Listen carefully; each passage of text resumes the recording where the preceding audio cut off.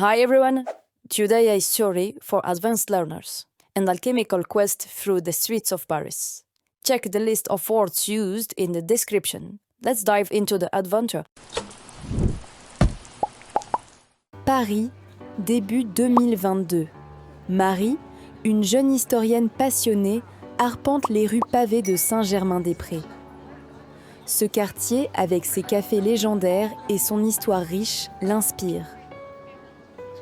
Un jour, en visitant une vieille librairie près de l'église, elle tombe sur un manuscrit jauni caché dans un livre poussiéreux. Le nom Nicolas Flamel est écrit en haut, accompagné d'une date, 1382.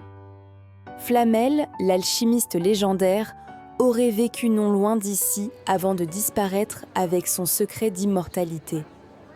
Intriguée, Marie décide de suivre les indices laissés dans le texte. Le manuscrit parle d'une formule alchimique cachée dans un lieu sacré. Marie lit « Sous l'eau vive, le secret repose ». Elle pense à la fontaine Saint-Michel, un symbole puissant au cœur de Paris. Le lendemain, elle se rend sur la place, observant l'eau qui jaillit des statues imposantes. Autour, des passants pressés ne remarquent même pas son excitation. Elle trouve un symbole gravé sur le socle, une croix alchimique. Avec précaution, elle glisse ses doigts dans une fissure et découvre une petite clé rouillée portant les initiales NF. Son cœur bat plus fort. Flamel l'a peut-être laissé là. Les notes du manuscrit mentionnent un coffre dans l'ombre du Nord. Marie se souvient du 17e arrondissement, un quartier élégant mais discret, souvent ignoré par les touristes. Elle prend le métro jusqu'à la place des Ternes, où les rues bordées d'immeubles haussmanniens cachent des mystères.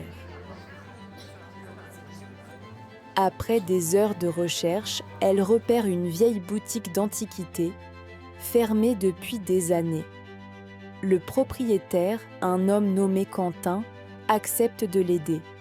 Il lui raconte des histoires sur Flamel, disant que son coffre contiendrait une relique d'immortalité.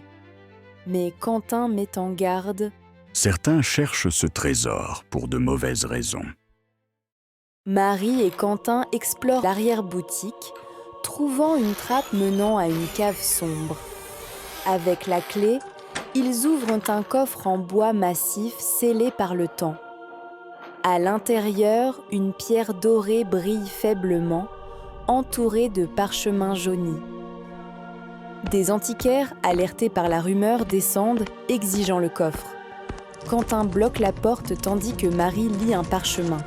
L'immortalité n'est pas dans la pierre, mais dans l'esprit. Déçue, elle réalise que Flamel parlait de savoir, pas de magie. Une lutte s'engage. Les antiquaires forcent trop la porte, mais Marie et Quentin s'échappent par un tunnel étroit, ressortant près de Saint-Germain. Sous la pluie, ils se cachent dans un café. Marie comprend que la pierre est une métaphore. Flamel voulait que ses idées survivent.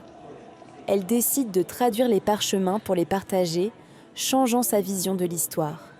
Quentin, impressionné, lui offre un livre ancien en cadeau, marquant une nouvelle amitié. De retour à la fontaine Saint-Michel, Marie tient la pierre, sentant une connexion avec Flamel. Elle imagine son esprit vivant à travers ses découvertes. Au 17e arrondissement, elle rend souvent visite à Quentin pour lui montrer ses progrès. Ensemble, ils préparent un article sur Flamel, mêlant histoire et mystère. La pierre reste un symbole, un rappel que le vrai trésor est la curiosité et la quête de sagesse. Quelques mois plus tard, Marie publie son travail. La pierre trône sur son bureau à Saint-Germain, attirant des curieux. Un soir, près de la fontaine, elle entend un murmure. « Merci. » Était-ce Flamel ? Elle sourit, prête à explorer d'autres secrets parisiens, l'enveloppe de son voyage avec Flamel désormais gravée dans sa mémoire.